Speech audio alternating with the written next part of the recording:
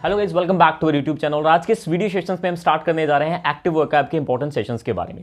देखिए गाइस, पहले भी आप लोगों को मैं काफी कुछ बता चुका हूं कि एक्टिव वर्कअप्स होती क्या है, क्योंकि काफी कंफ्यूजन हमारे सामने बना रहता है जब हम इंग्लिश सेंटेंस बनाने की कोशिश करते हैं। जैसे कि आप जानते हैं कि वोकैब्स का भी बहुत ज्यादा रोल प्ले होता है इंग्लिश को बोलने में, इंग्लिश सेंटेंसेस बनाने के लिए। उस कंफ्यूजन को दूर करने के लिए, उस डाउट को दूर करने के लिए हमने एक सीरीज डिजाइन किया जिसका नाम है एक्टिव वोकैब। हालांकि इसकी बुक भी हमने डिजाइन कर रखी है, जो कि इस वीडियो के डिस्क्रिप्शन में अगर आप खरीदना चाहते हैं तो बाय कर सकते हैं। हालांकि अगर जो खरीदना नहीं चाहते हैं तो वीडियोस में आप लोगों को सारी की सारी चीजें मिल जाएंगी, बट बुक्स में आप लोगों को टोटल कलेक्शन एकदम से मिल जाएगा। 700 प्लस जो वर्ड्स हमने इसमें डाले हैं, और बुक्स जो है आप लोगों को एक बहुत ही रीजनेबल प्राइस हमने रखा है, जिसमें आप लोगों को बहुत प्रीमियम लेवल का कंटेंट डिजाइन करके दिया है। सबसे पहले स्टार्ट करने से पहले मैं एक्टिव वोकैब के बारे में एक थोड़ा सा इंट्रोडक्शन दे देता हूं। एक्टिव वोकैब्स होती क्या है और इसकी इंपॉर्टेंस क्यों बनी है हमारी स्पोकन। देखिए, आप लोगों ने अक्सर देखा होगा कि जितने भी यूज डिक्शनरी में आप लोगों को देखने के वर्ड्स जितने भी डिक्शनरी में देखने को मिलते हैं, वो सारे हमारे डे टू डे लाइफ में यूज नहीं होते हैं। तो डिक्शनरी में से सारे वर्ड्स को, ऐसे वर्ड्स को कलेक्शन हमने कलेक्ट किया है जिसको हमने एक्टिव वर्ड्स का नाम दिया है। एक्टिव वर्ड्स का मतलब क्या है? जो हर रोज डेली बेसिस पे ही यूज किए जाते हैं। ना कोई इसमें कलर नेम है, ना इसमें कोई एनिमल नेम है, ना फ्रूट्स नेम है, जो आपके डेडिकेटेड ही वर्ड्स दिए गए हैं, जो आप यूज करते ही करते हैं। हालांकि वीडियो में आप लोगों को पता भी चल जाएगा कि क्या क्या वर्ड्स हैं वो, और कितने ज्यादा इंपॉर्टेंट वर्ड्स हैं जो आप यूज करते ही हैं। तो देख लेते हैं कि क्या इंपॉर्टेंट वर्ड्स हैं वो, और किस तरह का ये एक्टिव कलेक्शन है जहां पर हम अपनी जो वोकैब सेक्शंस को बिल्ड करेंगे, और बिल्ड करने के बाद जो हमारा कम्युनिकेशन होगा वो बेहतर से भी बेहतर हो जाएगा। इतने मैं आप लोगों को एश्योरेंस दे सकता हूं। तो चलिए इस कमाल की वीडियो को स्टार्ट कर लेते हैं और देख लेते हैं कि कितने ज्यादा इंपॉर्टेंट वर्ड्स ये होने वाले हैं। सो गाइस, जैसे कि आप देख पा रहे हैं यहां पर मैंने सारे के सारे एक्टिव जो कलेक्शन है, जो वर्ड्स है, वो सारे के सारे मैंने बोर्ड पे गिवन कर दिए, और इनके वन बाय वन करके हम इनका मीनिंग और साथ ही इनके सेंटेंसेस को समझने की कोशिश करेंगे कि किस तरह से हम अपनी डे टू डे लाइफ में इनको हम ऐड कर सकते हैं और अपने इंग्लिश को बेहतर कर सकते हैं। पहला वर्ड जैसे कि आप देख पा रहे हैं, नीड ऑफ आवर्स। यहां पे क्या लिखा है? Need of hours. देखिए, ये एक ऐसा फ्रेज है जो हम बहुत ज्यादा यूज करते हैं। जैसे कि आप लोगों ने बोला होगा कि फैशन आज की डिमांड है, इंग्लिश आज की डिमांड है, राइट, कंप्यूटर आज की डिमांड है, राइट, समय की मांग है, राइट। तो इस समय की मांग के लिए हम जो वर्ड यूज करते हैं हम बोलते हैं नीड ऑफ आवर्स। जैसे कि मैं सेंटेंस यहां लिख सकता हूं इंग्लिश ऑब्लिंग computer is need of hours, right.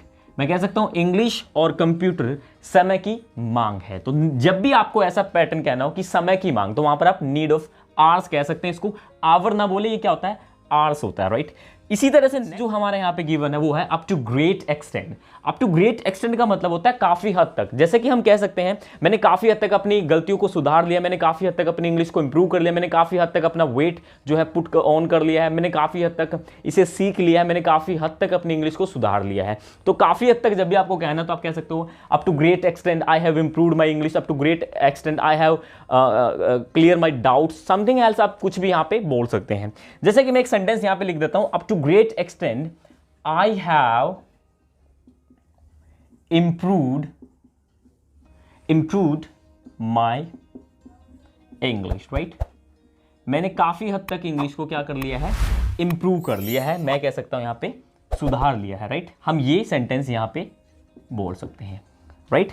Next अगर हम यहां पे हमारा जो नेक्स्ट वर्ड है वो है कैट्स एंड डॉग्स लाइफ। देखिए, ये भी आप लोगों को हालांकि इससे पैटर्न से भी क्लियर हो रहा होगा। कैट्स एंड डॉग्स लाइफ का मतलब होता है वो, हालांकि बोलते हैं ना, बिल्ली कुत्ते वाली जो जिंदगी हमारी होती है, राइट, समथिंग एल्स हम इस तरह से कह सकते हैं। तो इसका मतलब ये हुआ कि जब हम ऐसा कहने की कोशिश करते हैं कि ऐसी लाइफ जो झगड़े में बनी रहती है, जहां पर झगड़ा बना रहता है, लड़ाई झगड़े, कहा सुनी, ये सारी की सारी चीजें होती है, तो हम उसको कह सकते हैं कैट्स एंड डॉग्स लाइफ। जैसे कि मैं कहने की कोशिश करूं, I am spending cats and dogs life, ठीक है ना।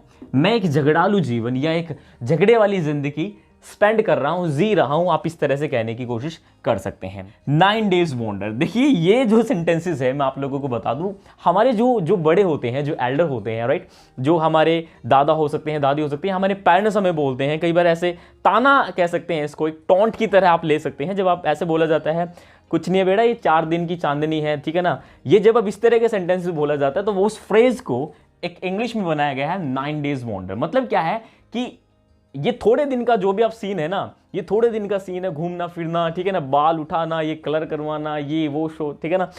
तो ये जब हम कहते हैं तो वहां पर आप कह सकते हैं 9 डेज वॉन्डर। 9 डेज का वॉन्डर का मतलब हुआ कि ये कुछ थोड़े टाइम के, लिमिटेड टाइम के लिए ये है, बाद में चीजें बदल जानी है, ठीक है ना। तो हम कह सकते हैं कि इट्स ओनली, यहां पर हम कह सकते हैं इट्स ओनली 9 डेज वॉन्डर। मतलब ये क्या है, ये सर्टेन नहीं है, ये अनसर्टेन है, राइट। चीजें बदल जाएंगी कुछ समय के बाद। मेक माइंड, नेक्स्ट हमारा है मेक माइंड। ये भी बहुत ज्यादा इंपॉर्टेंट है। मेक माइंड का मतलब होता है किसी भी चीज को ठान लेना या मन बना लेना कि मुझे तो करना है ये, राइट। तो वहां पर जब हम कहते हैं, मैंने बोला भाई firstly make your mind, right. पहले अपना मन बना लो कि आपको एडमिशन लेना है या नहीं लेना, बाद में कैंसिल नहीं होगा एडमिशन, कुछ भी आप कह सकते हैं इस तरह से। तो मेक माइंड का मतलब होता है ठान लेना। तो मैं यहां पे कह सकता हूं we will have to make mind for learning French, right?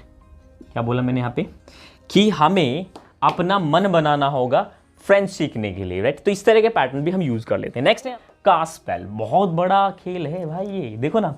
Cast spell का मतलब क्या होता है, कास्ट स्पेल का मतलब क्या है, कास्ट स्पेल का मतलब हुआ किसी पे जादू करना। मतलब क्या है, जादू का मतलब ये नहीं कि आप यहाँ पे कुछ ऐसा करके लेके बैठोगे, हाँ तांत्रिक बन जाओगे, ऐसा नहीं है। कास्ट स्पेल का मतलब होता है यहाँ पे, कास्ट स्पेल का मतलब सीधा सा ये हुआ कि जब किसी को इन्फ्लुएंस करना, आप कह सकते हैं यहाँ पे किसी को अपनी बातों पर चलाना, अपनी टून पर नचाना, समथिंग आप कह सकते हैं। जैसे कि वाइफ चलाती है हस्बैंड्स को आप कह सकते हैं, बिल्कुल कह सकते हैं, सेंटेंसेस हो सकते हैं यहाँ पे। तो कास्ट स्पेल का मतलब होता है किसी पे जादू करना, अपनी बातें मनवाना, ठीक है। देखिए जैसे कि, तो यहां पर हम कास्ट स्पेल का मतलब है ये कह सकता हूं, she has casted spell on me, ठीक है। मुझे मत लेना इसमें, ठीक है ना। ये मैंने वैसे सेंटेंस लिखा है, इसका मतलब वो नहीं है। She has casted spell on me मतलब क्या हुआ कि उसने मुझ पर जादू कर दिया है, मैं उसके ख्यालों में खो गया हूं भाई, समझ रहे हो। तो इस तरह के जो सेंटेंसेस है वो सारे के सारे इसी में रहेंगे।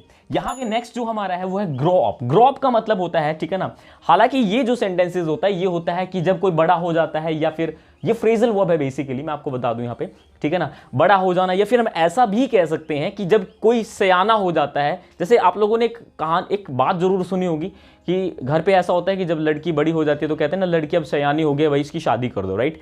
तो वहां पर हम कह सकते हैं, तो कोई भी गर्ल है, जैसे नाम ले ले हम किसी का यहाँ पे, ठीक है। जैसे कि मैंने कोमल ले लिया, राइट। तो मैंने बोला common has grown up now, तो मतलब क्या हुआ, Komal has grown up now. तो एक सेंटेंस लिख देता हूं मैं, Komal has grown up now, right. यहां पर थर्ड फॉर्म मैंने लिखी है ग्रो की, तो ग्रोन अप यहां पर हम ऐसे कह सकते हैं जब हम इस तरह के सेंटेंसेस को बोलने की कोशिश करते हैं, ठीक है। तो ये भी हो सकता है एक पैटर्न जब हम यूज करते हैं। एक और वर्ड मुझे ध्यान आ रहा है, आप लोगों को कहे तो मैं आप लोगों को बता देता हूं, ठीक है ना। अगर आप बोलोगे तो मैं बताऊंगा, अदरवाइज बताने वाला नहीं हूं, ठीक है ना। एक होता है इन फुल स्विंग। क्या बोला मैंने यहां पे, इन फुल स्विंग, ठीक है। ये इसका मतलब होता है कि जब कोई चीज बहुत जोरों शोरों पर हो, वहां पर हम इन फुल स्विंग कह सकते हैं। जैसे कि अभी क्या चल रहा है, प्यार नहीं चल रहा पगलो, मैं क्या चल रहा है, यहां पर चल रहा है कोरोना वायरस, राइट। तो हम कह सकते हैं कि कोरोना जो है वो अपने पीक स्टेज पर है, फुल स्विंग है। तो मैं कह सकता हूं Covid, corona virus is in full swing. तो फुल स्विंग का मतलब क्या हुआ, जोरों शोरों पर होना या बहुत ज्यादा पीक पर होना, राइट। तो जब इस तरह के पैटर्न की हम बात करते हैं तो वहां पर ये सारे के सारे एक्सप्रेशन जो एक्टिव कलेक्शन है, ये सारा का सारा आप लोगों को इस तरह का प्रोवाइड कर दिया जाता है। अब देखो एक्टिव वोकैब्स की इंपॉर्टेंस आप लोगों को पता चल गया कि कितने ज्यादा इंपॉर्टेंट है ये। सारे के सारे जो एक्टिव कलेक्शन है, जितने भी वर्ड्स आप लोगों को देखने को मिलेंगे वो सारे के सारे ऐसे ही वर्ड्स देखने को मिलेंगे। अगर आप बुक्स परचेज करना चाहते हैं तो इस वीडियो के डिस्क्रिप्शन में लिंक है, लिंक पे क्लिक करके खूबसूरत सी वेबसाइट पे जाओगे, वहां पे जैसे ही पेमेंट करोगे बुक का जो प्राइस है वो भी आप लोगों को वहां पे पता चल जाएगा। ये खूबसूरत सी वीडियो आप लोगों को मैंने गिवन करी है। उम्मीद है ये सारे के सारे एक्सप्रेशन आप लोगों अपनी डे टू डे लाइफ में यूज करोगे और अपनी इंग्लिश को बेहतर करोगे, ठीक है ना। आज के लिए इतना ही, मिलते हैं नेक्स्ट वीडियो में। तब तक के लिए ध्यान रखिए अपने मोना बाबू का भी और साथ में अपना भी, ठीक है ना। आज के लिए इतना ही, मिलते हैं नेक्स्ट वीडियो में, तब तक के लिए सेफ।